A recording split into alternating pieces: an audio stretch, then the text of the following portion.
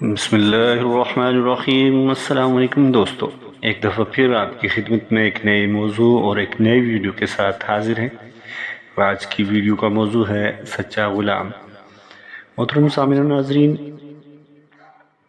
دربار لگا ہوا تھا۔ خلیفہ وقت سلطنت کے کاموں میں مصروف تھے کہ اتنے میں ان کا وزیر دربار میں داخل ہوا۔ وزیر نے خلیفہ کو بتایا کہ فرانسیسی اخبار میں آیا ہے کہ ایک شخص نے ڈرامہ لکھا ہے اور اس میں ہمارے پیارے نبی صلی اللہ علیہ وسلم کا کردار بھی بنایا گیا ہے، اور یہ ڈرامہ آج رات پیرس کے تھیٹر میں چلے گا۔ اس ڈرامے میں ہمارے پیارے آقا صلی اللہ علیہ وسلم کی شان میں گستاخیاں ہیں۔ میں یہ الفاظ زبان پر نہیں لا سکتا۔ اتنا کہہ کر وزیر اعظم خاموش ہو گیا۔ یہ سنتے ہی خلیفہ وقت کا چہرہ غصے سے سرخ ہو گیا۔ وہ فخر کونین صلی اللہ علیہ وسلم کی شان میں گستاخیاں کریں گے؟ اگر وہ میرے بارے میں بکواس کرتے تو مجھے کوئی غم نہ ہوتا، لیکن اگر وہ میرے دین اور میرے رسول صلی اللہ علیہ وسلم کی شان میں گستاخی کریں تو میں جیتے جی مر جاؤں۔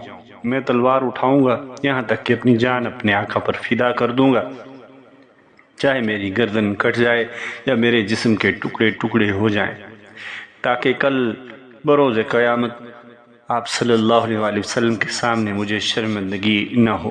میں ان لوگوں کو برباد کر دوں گا، ہم ان سے جنگ کریں گے۔ یہ آگ اور تباہی ہر اس دشمن کے لیے نشان عبرت ہوگی جو میرے آقا کی شان میں گستاخی کرے گا۔ خلیفہ وقت نے غصے سے کہا، ہم ان سے جنگ کریں گے اور یہ بھی ممکن نہیں کہ ہم اپنے دفاع سے پیچھے ہٹ جائیں۔ ابھی اسی وقت فرانسیسی سفیر کو حاضر کرو۔ خلیفہ نے وزیر اعظم کو حکم دیا۔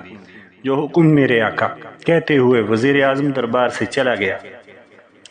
جیسے ہی فرانسیسی سفیر دربار میں حاضر ہوا تو خلیفہ نے کہا، سفیر صاحب، ہم اپنے رسول صلی اللہ علیہ وسلم سے بہت زیادہ محبت کرتے ہیں، اسی وجہ سے ان سے محبت کرنے والے ان پر اپنی جانوں کو قربان کرتے ہیں، اور مجھے بھی کوئی تردد نہیں ہے۔ میں اپنے آقا صلی اللہ علیہ وسلم پر جان قربان کرتا ہوں۔ ہم نے سنا ہے کہ آپ نے ایک تھیٹر ڈرامہ بنایا ہے جو ہمارے نبی صلی اللہ علیہ وسلم کی توہین پر مبنی ہے۔ میں بادشاہ ہوں، بلقان کا، عراق کا، شام کا، لبنان کا، حجاز اور کوکاز کا، ایجنسی اور دارالحکومت کا۔ میں خلیفہ الاسلام ہوں۔ اگر تم نے اس ڈرامے کو نہ روکا تو میں تمہاری دنیا تباہ کر دوں گا۔ اور غصے سے وہ اخبار سفیر کی طرف اچھال دیا۔ خلیفہ وقت نے اپنے وزیر اعظم سے کہا، اے پاشا، لکھو، فرانسیسیوں کی اسلام کے خلاف کارروائیاں حد سے زیادہ تجاوز کر چکی ہیں۔ ہم پھر بھی پاس ادب رکھے ہوئے ہیں، لیکن اب ہمارے صبر کا پیمانہ لبریز ہو چکا ہے۔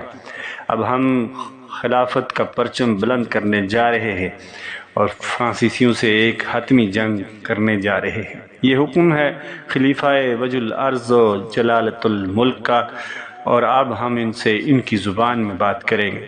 فرانسیسی سفیر نے فوراً اپنی حکومت کو خلیفہ وقت کے غصے اور حکم سے آگاہ کیا تو وہ تھیٹر ڈرامہ منسوخ کر دیا گیا۔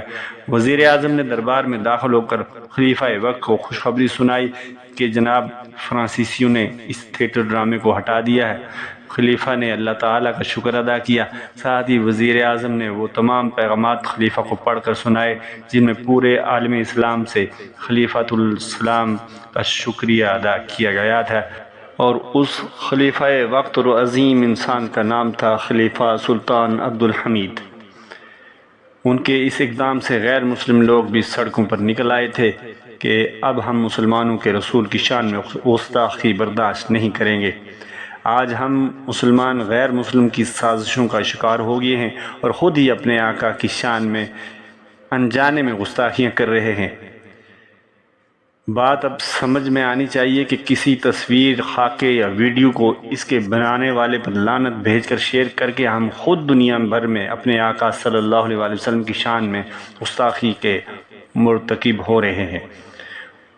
ایک نئے عزم کے ساتھ ہمیں اٹھنا چاہیے اور یہ عزم کرنا چاہیے کہ آئندہ ہمارے نبی صلی اللہ علیہ وسلم پر کوئی لعنتی اگر ایسی گستاخی کرے تو اس کا فوراً منہ توڑ جواب دیا جائے، اس کا منہ توڑ دیا جائے، اس کی گردن کاٹ دی جائے۔ یہی ہمارے اسلام کے لیے اور ہمارے دین کے لیے اور ہمارے اپنے ایمان کے لیے ضروری ہے۔ اللہ تعالی ہم سب کو پیارے نبی صلی اللہ علیہ وآلہ وسلم کا پکا سچا اطاعت گزار بننے کی توفیق عنایت فرمائے۔ اللہ تعالی ہم سب کا حامی و ناصر ہو۔ اگلی ویڈیو تک کے لیے اجازت دیجیے، اللہ نگہبان۔